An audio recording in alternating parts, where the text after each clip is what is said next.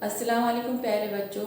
आपने जमात चाहरों की मराठी किताब मराठी सुलभ भारती में पाठ क्रमांक 9 वाचूया गिरवूया यानी पढ़ो और बनाओ इस सबक को पढ़े समझे।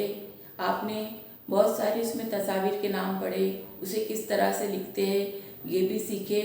तो उनमें से चंद तस्वीर के मानी मैं यहाँ पर आपको बता रही हूँ।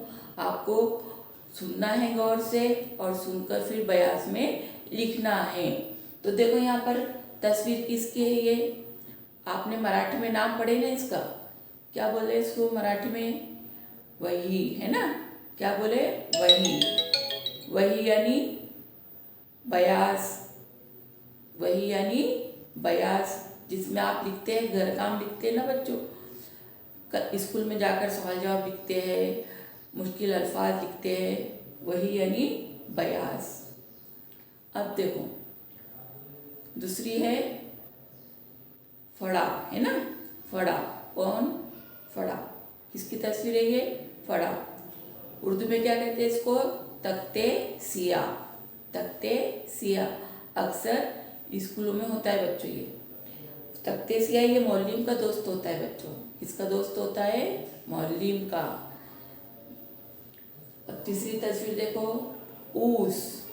क्या है ये? ऊस। ऊस यानी शाबाश, गन्ना। क्या कहते हैं इसको? गन्ना। ऊस। इसको हाथी बड़े शौक से खाता है। और एक बात ये भी बताते चलो बच्चों, क्या ऊस की मदद से यानी गन्ने की मदद से शक्कर बनती है। अब यह है पपई। क्या है ये? पपई। पपई यानी पपीता, एक फल का नाम है बच्चों। अब ये है पेरू। क्या है ये? पेरू। पेरू यानी जाम। शाबाश। अब आखिरी तस्वीर किसकी बच्चों है? देखो, झोका, है ना।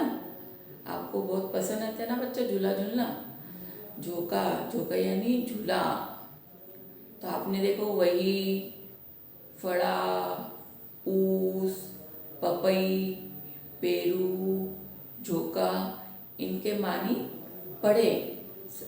तो अब इसको आप बयाज में लिखेंगे।